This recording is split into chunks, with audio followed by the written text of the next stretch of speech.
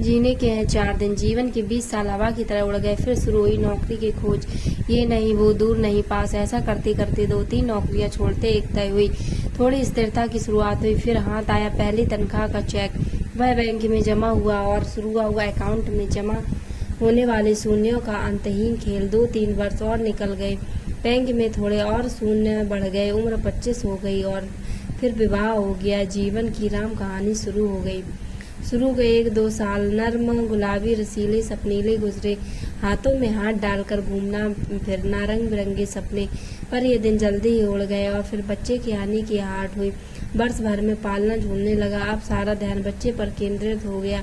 उठना बैठना, खाना पीना, लाड़ दुलार। समय कैसे फटाफट निकल गया पता ही नहीं चला। इस बीच कब मेरा हाथ उसके हाथ से निकल गया। बातें करना घूमना फिरना कब बंद हो गया दोनों को ही पता न चला। बच्चा बड़ा होता गया। वो बच्चे में व्यस्त हो गई और मैं काम में।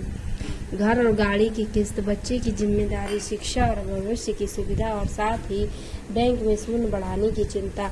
उसने भी अपना काम में पूरी तरह झोंक दिया और मैंने भी इतने में 35 का हो गया। घर गाड़ी बैंक में शून्य, परिवार सब है, फिर भी कुछ कमी है। पर वो क्या है समझ में नहीं आया।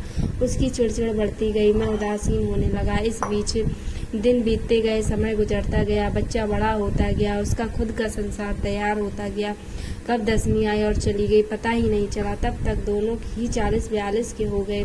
बैंक में शून्य बढ़ता ही गया। एक दिन एकांत क्षण में मुझे वो गुजरे दिन याद आए और मौका देखकर उससे कहा, अरे जरा यहाँ आओ, पास बैठो, चलो हाथ में हाथ डालकर कहीं घूम के आते हैं। उसने अजीब नज़रों से मुझे देखा और कहा कि तुम्हें कुछ भी सूझता है? यहाँ ढेर सारा काम पड़ा है, तुम्हें बातों की सूझ रही है। कमर में पल्लू खोस वो निकल गई। तो फिर आया 45वां साल। आंखों पर चश्मा लग गया, बाल काला रंग छोड़ने लगे, दिमाग में कुछ उलझने शुरू हो गई। बेटा उधर कॉलेज में था, इधर बैंक में शून्य बढ़ रहे थे। देखते ही देखते उसका कॉलेज खत्म। वह अपने पैरों पे खड़ा हो गया। उसके पंख फूटे और उड़ गया परदेश। उसके बालों का काला रंग भी उड़ने लगा। कभी कभी दिमाग साथ छोड़ने लगा। उसमें चश्मा भी लग गया। मैं खुद बूढ़ा हो गया। वो भी उम्र दराज लगने लगी। दोनों 55 से 60 की ओर बढ़ने लगे। बैंक के सोने की कोई खबर नहीं। बाहर आने जाने के कार्यक्रम बंद होने लगे। अब तो गोली दवाइयों के दिन और समय निश्चित होने लगे। बच्चे बड़े होंगे तब हम शहर रहेंगे, सोच कर लिया गया घर अब बोझ लगने लगा। बच्चे कब वापस आएंगे यही सोचते सोचते बाकी के दिन गुजरने लगे। एक दिन यूं ही सोफे पे बैठा ठंडी हवा का आनंद ले रहा था। वो दिया बाती कर रही थी, तभी फोन की घंटी बजी। लपक के फोन उठाया। दूसरी तरफ बेटा था जिसने कहा कि उसने शादी कर ली और अब परदेश में ही रहेगा। उसने ये भी कहा कि पिताजी आपके बैंक की शून्यों को किसी वृद्धाश्रम में दे देना और आप भी वहीं रह लेना। कुछ और औपचारिक बातें कहकर बेटे ने फोन रख दिया। मैं पुनः सोफे पर आके बैठ गया। उसकी भी दिया बाती खत्म होने को आई थी। मैंने उसे आवाज़ दी, चलो आज फिर हाथों में हाथ लेकर बातें करते हैं। वो तुरंत बोली, अभी आई।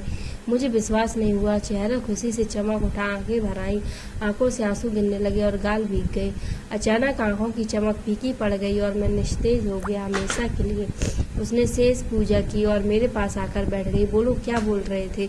लेकिन मैंने कुछ नहीं कहा। उसने मेरे शरीर को छू कर देखा। शरीर बिल्कुल ठंडा पड़ गया था। मैं उसकी ओर एकटक देख रहा था। क्षण भर को वो शून्य हो गई। क्या करूं? उसे कुछ समझ में नहीं आया, लेकिन 1-2 मिनट में ही वह चेतन हो गई। धीरे से उठी, पूजा घर में गई, एक अगरबत्ती की, ईश्वर को प्रणाम किया और फिर से आके सोफे पर बैठ गई। मेरा ठंडा हाथ अपने हाथों में ले लिया और बोली, चलो कहाँ घूमने चलना है तुम्हें? क्या बातें करनी है तुम्हें? बोलो। ऐसा कहते हुए उसकी आंखें भर आईं। वो एकटक मुझे देखती रह गई। उसकी आंखों से अश्रुधारा बह निकली। मेरा सर उसके कंधों पर गिर गया। ठंडी हवा का झोंका अब भी चल रहा था। क्या यही जिंदगी है? अपनी जिंदगी को अपने तरीके से दिल खोल कर जियो। जिंदगी का एक एक पल कीमती है। एक बार वो पल गया तो लौट कर नहीं आएगा दोबारा। तो दोस्तों कैसा लगा वीडियो में कमेंट्स में बताएं और ऐसी ही वीडियोस के लिए चैनल को सब्सक्राइब करें। धन्यवाद।